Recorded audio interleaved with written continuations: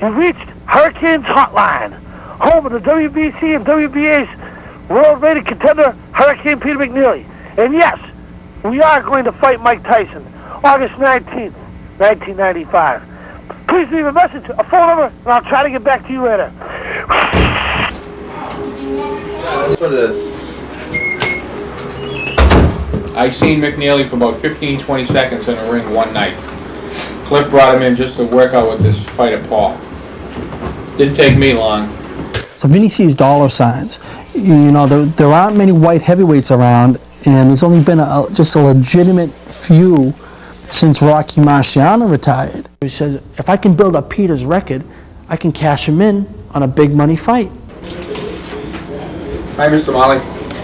I just got off the phone. None of Peter's opponents had athletic skills, much less boxing skills. I mean, they just didn't have any stamina, endurance, or really ability to move around the ring, much less take a punch.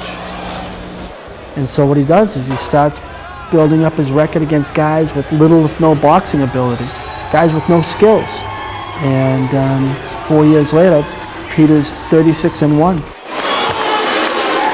People with, 2 and 30 records, or that are 50 years old and have had, 15 straight losses, that's not how he's going to gain respect. All fighters work on tomato cans, bombs, whatever you want to call them, lesser opponents in the development of their skills. Joe Louis, Jack Johnson, Jack Dempsey, Gene Tunney, Muhammad Ali, Joe Frazier, George Foreman.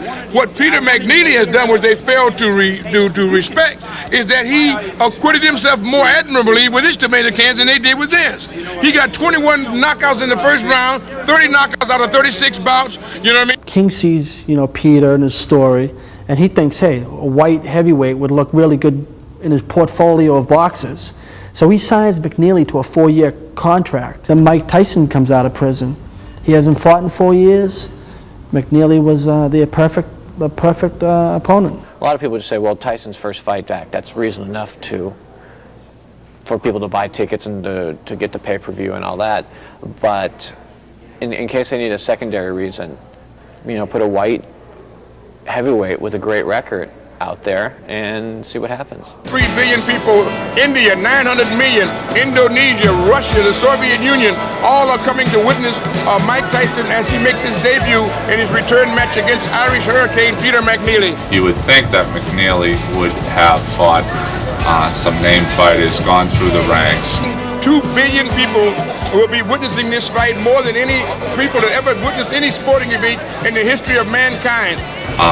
Gone nationally, at least fought nationally before, fighting in the biggest fight. The build up Peter McNeeley as a bona fide opponent to Mike Tyson was completely ludicrous. Some people feel like McNeeley doesn't even belong there. So some of them are going to be right and wrong, and the bottom line is we're going and they're not. He's the guy that's going to step into the ring and nobody else isn't. The gate is going to be, it's staggering. The money is staggering. Everyone has been waiting in boxing for Mike Tyson to come out.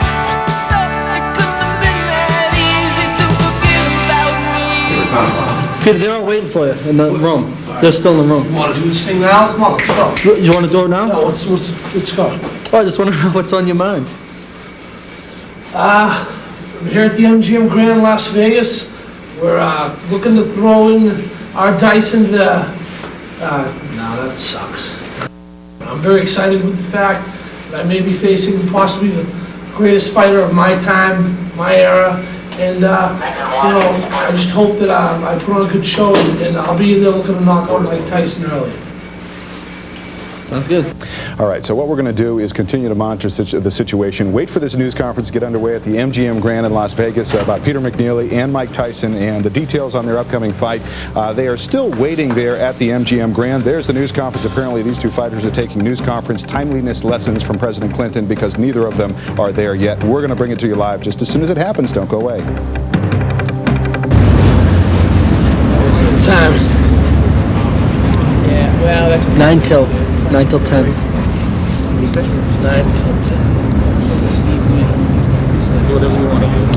There was some anxiety in the air because Tyson was making his first public appearance in 4 years.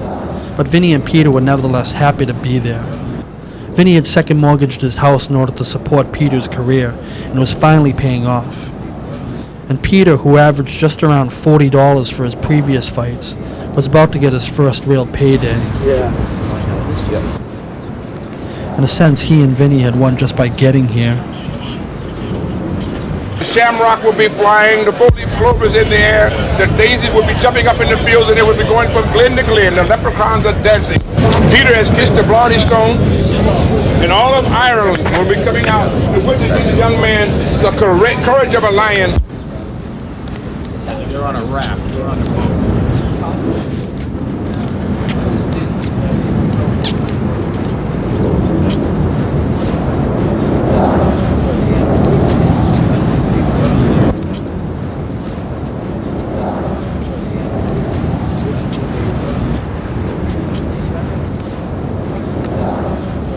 They're going in that door? Is that where we go?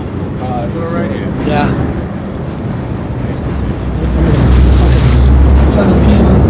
He is definitely an opponent in this situation. He's been brought in to perhaps test Tyson a little bit, but it's certainly not create too much of a problem. What kind of inhuman man is Don King? Know this man has been away for 4 years. Know he just came out.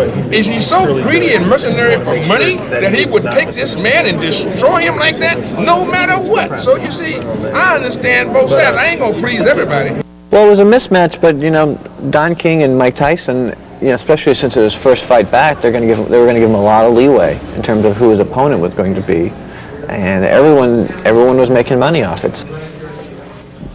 Peter and Vinny would split $800,000. After 4 years of virtually fighting for free, it was like hitting the lottery. Tyson would take home $20 million, and Don King, if he could pass off McNeeley as a legitimate opponent for Mike Tyson, would reap the benefits of potentially the largest grossing boxing match in history. Don King will not be splitting the money up with anybody. He's going to give Tyson his money, he's going to give McNeeley his money, and Don King stands to make so much money in this fight, it is, as I said, astounding. If everything goes according to plan, that Tyson King could walk away with $250 million, which on a type of 6-fight type of situation. Peter could seriously throw a major wrench into that if he were able to land the one punch.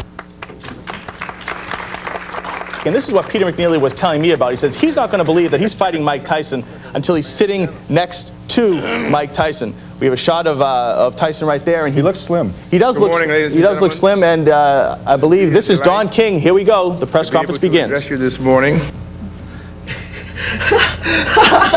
You abused them all, huh? I went up to him, I gave him a big hug. Sure. I'm having, listen, I'm out here having fun, you know what I mean? You can see me on TV. They're wearing the fucking, he's got a suit on that costs more than what I made my last fight in Arkansas. I just got my warm-up jacket on, my jeans, just chilling. And you're matching me, like he's on one side, I'm on the other side, size-wise. Really? Wider too? He did, he's slim, but I mean, I looked at I looked at his waist, I looked at his ass, I looked at his hands when he was taught, his hands weren't that big, and then when me and him finally, see, I was, through the interview, I was looking at him, you know what I mean? Because, I mean, whether you're fighting him or not, even if you weren't fighting him, you'd be looking at him, and there it is, I'm on TV, there it is. Without further ado, our future Mike Tyson. The biggest thing was he's stocky. He's stocky. It's like his head is big. You know what I mean?